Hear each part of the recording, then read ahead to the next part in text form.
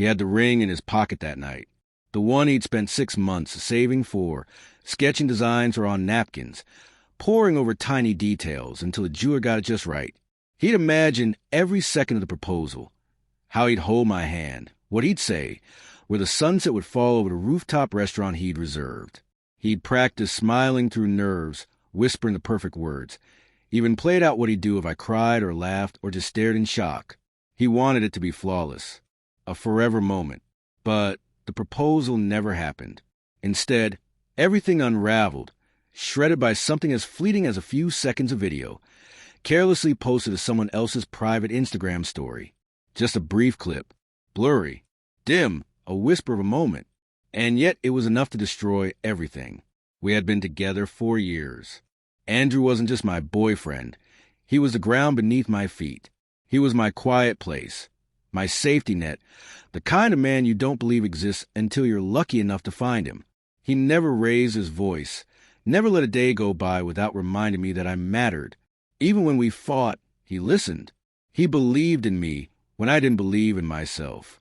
He stood beside me through every storm, career failures, family emergencies, sleepless nights, the ugly parts of life. I saw my entire future with him. And I knew, absolutely knew, he saw the same.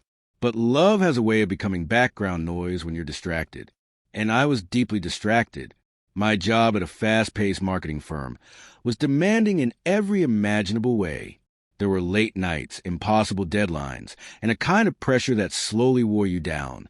And then there was Damien, my boss, older, charismatic, intimidating in all the ways that draw people in.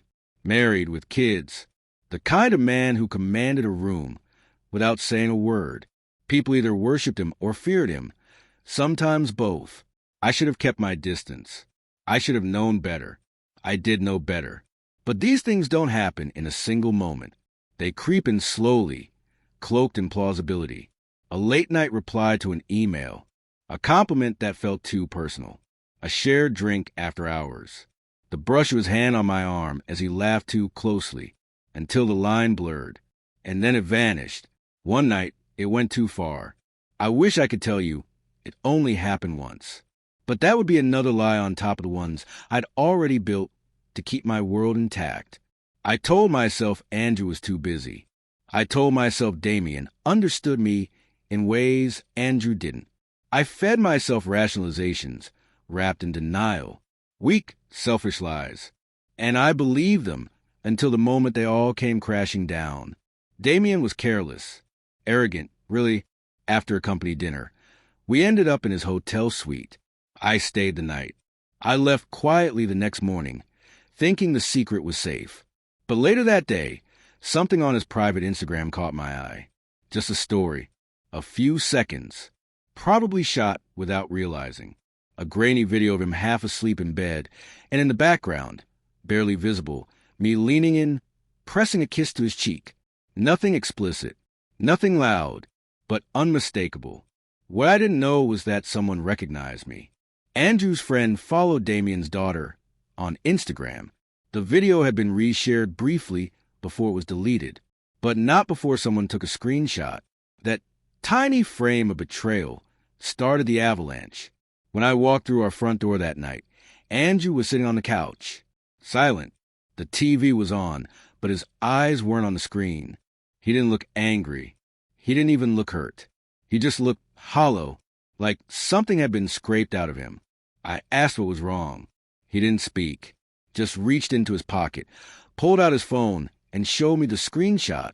His fingers were steady, his eyes unreadable. "Is that you?" My lips parted, but I had no words. My mind raced. I knew exactly where the video had been taken. I could see the hotel room in my head, remember what I'd worn, what time it had been. There was no use lying. Not anymore. "It's not what you think," I whispered. He looked at me, then slowly nodded. His voice was quiet, painfully calm. "Tell me what I should think." I didn't answer. I couldn't. And in that moment, I saw something inside him die. Something fragile and beautiful. The unwavering belief that I was different, that I would never hurt him the way he'd seen others get hurt. That faith, that softness, that quiet trust that had taken years to build. I fell apart right there. I cried, begged, collapsed to my knees. I told him I was sorry, that it didn't mean anything, that I still loved him. He didn't shout. He didn't rage. He just stood there and said one sentence that shattered me more than any scream ever could. You were going to let me marry you while you were with him. Then he left, just like that. No dramatic slamming door. No final goodbye. He walked out and didn't look back. He didn't block me, didn't return my calls or respond to my desperate texts. He just disappeared. 3 days later, HR called. At first, I thought it was about a campaign file. But the moment I heard the words, meeting with Mr. Damien and the legal team, my stomach twisted. When I walked into the room, Damien looked like a ghost. Pale, clammy, like his whole world had turned inside out. I didn't know you were engaged, he said flatly. My mouth went dry. What? Your fiancé reached out. He sent the video, the timestamp, the screenshots. You never told me you were getting married. I stared at him, numb. You never asked. He gave a bitter, humorless laugh. You lied to both of us. I was fired on the spot. No severance. No reference. Nothing. Breach of conduct. Inappropriate relations. Reputational risk. The words blurred into a haze of humiliation. Damien's fall came shortly after. His wife saw the video, too, through their daughter. She kicked him out. The news trickled through the office, hushed and scandalous. Whispers turned into phone calls.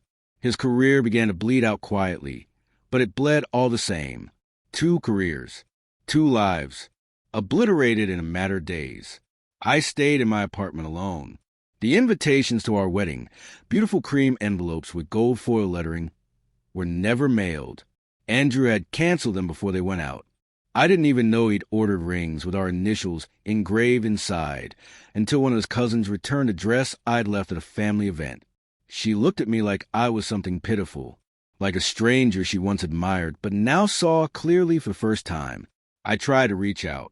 Long emails, shaky voicemails, handwritten letters inked with regret and sleepless nights. I never got a reply. Not once. Friends told me he moved to a different city, started a new job, a clean slate. His Instagram is private now. The photo of us laughing on the beach has been replaced by a quiet landscape, just a mountain under a golden sky. No caption, no trace of me. As for the ring, I'll never know where it ended up. Maybe in a drawer, forgotten and dulled. Maybe at the bottom of the ocean. Either way, it's no longer mine, and I can't ask for it back. I don't deserve to. I thought I could keep secrets. Thought that what he didn't know wouldn't hurt him. But the truth has sharp edges, and it doesn't stay buried. It finds cracks in the walls and kicks them down. It burns through everything until all that's left is ash. All of it. Everything I had, everything we were, destroyed because of one thoughtless moment. One careless Instagram story. And the girl in that story? She lost a man who would have spent forever loving her.